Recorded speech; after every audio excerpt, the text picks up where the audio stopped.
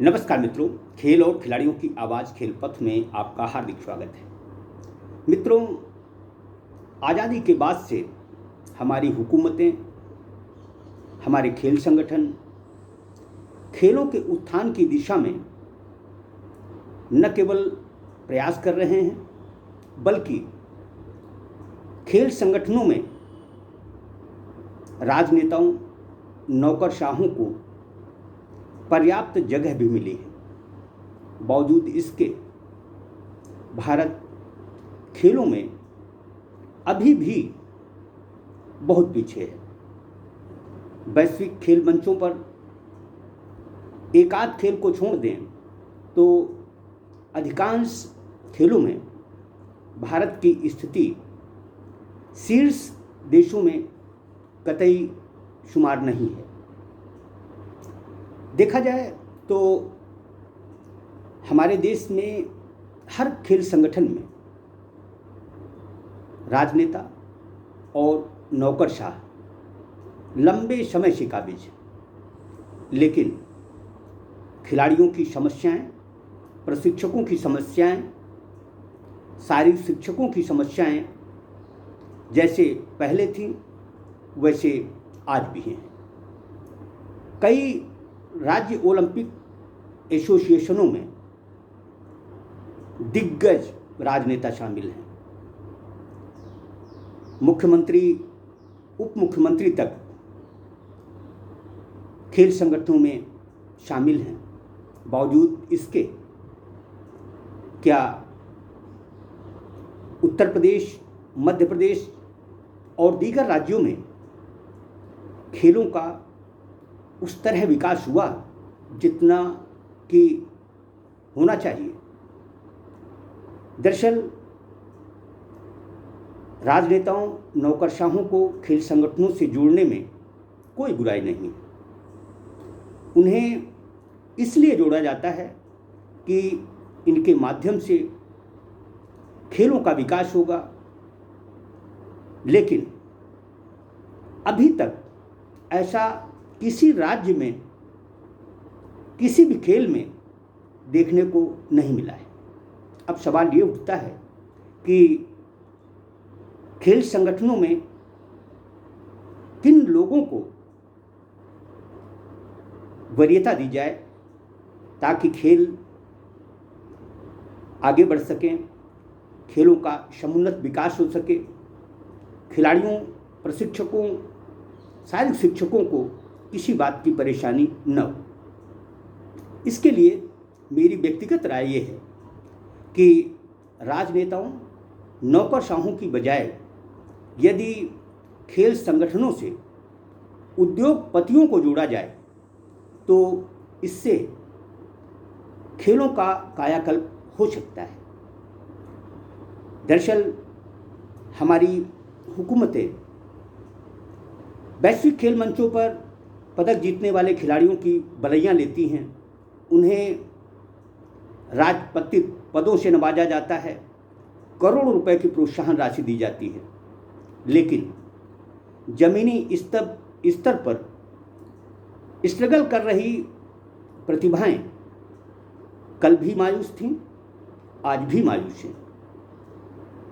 यदि भारत को खेलों में सर्वशक्तिमान बनाना है तो उसके लिए ज़रूरी ये है कि हमें खेलों से उद्योगपतियों को जोड़ना होगा, क्योंकि खेलों के विकास में सबसे बड़ी दिक्कत पैसे की है। कोई भी राज्य ऐसा नहीं है जिसके पास नियमित प्रशिक्षक, नियमित शारीरिक शिक्षक या मैदानों में पर्याप्त सुविधाएं हों। यद्यपि केंद्रीय खेल मंत्रालय ने पिछले कुछ वर्षों में कुछ राष्ट्रीय स्तर की प्रतियोगिताएं शुरू कर खिलाड़ियों को बेहतर मंच दिया है और इन प्रतियोगिताओं में मेडल जीतने वाले खिलाड़ियों को खेल वृत्ति भी दी जा रही है। बावजूद इसके हम ये दावे के साथ नहीं कह सकते कि हमारा देश वाकई में खेलों में के विकास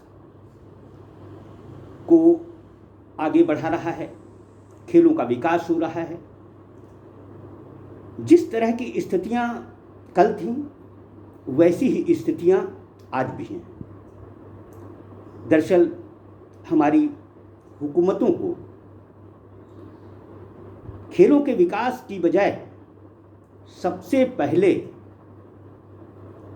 खेल प्रशिक्षकों और शारीरिक शिक्षकों की स्थिति का भान होना चाहिए। प्रशिक्षक और शारीरिक शिक्षक जब तक खुशहाल नहीं होंगे, जब तक उनकी आर्थिक स्थिति पर ध्यान नहीं दिया जाएगा, खेलों का विकास कतई संभव नहीं है। सबसे बड़ी समस्या खेलों के विकास में खेल प्रशिक्षक और शारीरिक शिक्षक ही है। देखा जाए तो देश के 60 से 70% स्कूल कॉलेजों में स्पोर्ट टीचर ही नहीं है। जिन स्कूल कॉलेजों में स्पोर्ट टीचर हैं उनसे स्पोर्ट्स का कार्य लेने की बजाय दीगर कार्य कराए जाते हैं। अब ऐसे में खिलाड़ियों का भला, खेलों का भला कैसे हो सकता है? जिसका काम है, जो काम है उसे वही करने देना चाहिए। शारीरिक शिक्षक का काम है छात्र छात्राओं को शारीरिक शिक्षा से उसके मूलभूत उद्देश्यों से अवगत कराना। खेल प्रशिक्षक का काम है प्रतिभाओं के कौशल को निखारना। यदि हम शारीरिक शिक्षक खेल प्रशिक्षकों से बेजा काम लेंगे, उनसे अलग तरीके से काम लेंगे, तो इससे खेलों का विकास नहीं हो सकता। सबसे बड़ी चुनौती हमारे देश में खेलों में जो है वो है आर्थिक तंगहाली। सरकार जहाँ पैसे की ज़रूरत है, जहाँ पैसा खर्च करना चाहिए, वहाँ नहीं कर रही। राज्य सरकारें खेल अधोसंरचना और खेल सामग्री की खरीद फरोख्त में ज़्यादा रुचि लेती हैं। इसकी वजह कमीशनखोरी है। यदि भारतीय खेल संगठनों में, भारतीय खेलों में उद्योगपतियों को जोड़ दिया जाए तो इससे जहां खेलों की आर्थिक तंगहाली दूर होगी, वहीं परिणाम भी अच्छे मिलेंगे। इस समय पेरिस में होने वाले ओलंपिक खेलों को लेकर हमारे देश में सिर्फ और सिर्फ इस बात के प्रयास हो रहे हैं कि हमारे कितने खिलाड़ी ओलंपिक में खेलने की पात्रता हासिल करते हैं, जबकि दूसरे देशों के में खिलाड़ी फिलवक्त मेडल जीतने की अथक कोशिशें कर रहे हैं। यही दूसरे देशों और भारत में खेलों का बड़ा अंतर है। हम ओलंपिक की मेजबानी पाने को लालायित हैं, जबकि हमारा उद्देश्य ये होना चाहिए कि पहले हम खेलों में सर्वशक्तिमान बने, उसके बाद बड़े खेल आयोजनों की चिंता करें। यदि हमारे देश में खेलों से उद्योगपतियों को जोड़ दिया जाए, राज्य सरकारें खेल प्रशिक्षकों, शारीरिक शिक्षकों की स्थिति को सुधार दें, जमीनी स्तर पर जो प्रतिभाएं स्ट्रगल कर रही हैं उन्हें खेल सुविधाएं दी जाएं, तो भारत निसंदेह खेलों में आगे बढ़ सकता है। हम नौकरशाहों और राजनेताओं के खेल संगठनों से जुड़ने पर इतराज़ नहीं जताते। आप नौकरशाहों और राजनेताओं को खेल संगठनों से जरूर जोड़ें, लेकिन शर्त एक होनी चाहिए कि यह राजनेता, यह नौकरशाह क्या खेलों को, खिलाड़ियों को, खेल प्रशिक्षकों को, शारीरिक शिक्षकों को आर्थिक मदद दिलाने में सहायक होंगे। यदि स्वहित के लिए राजनेता, नौकरशाह खेल संगठनों में जुड़ते हैं या जोड़े जाते हैं, तो इससे देश का खेलों में विकास तो कतई नहीं हो सकता।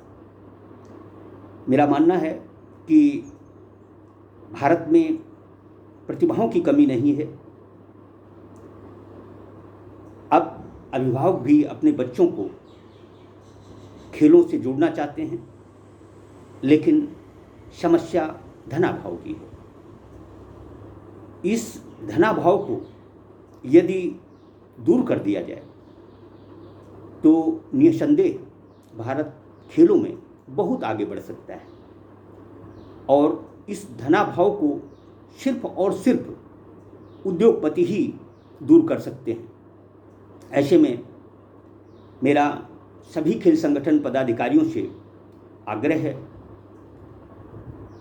देश की राज्य सरकारों से विनम्र आग्रह है कि वह खेलों के उत्थान के लिए उद्योगपतियों को खेलों से जोड़ें, ताकि हमारे खिलाड़ियों, प्रशिक्षकों, शारीरिक शिक्षकों को आर्थिक तंगहाली का सामना न करना पड़े और हिंदुस्तान वैश्विक खेल मंचों पर शान से तिरंगा लहराए।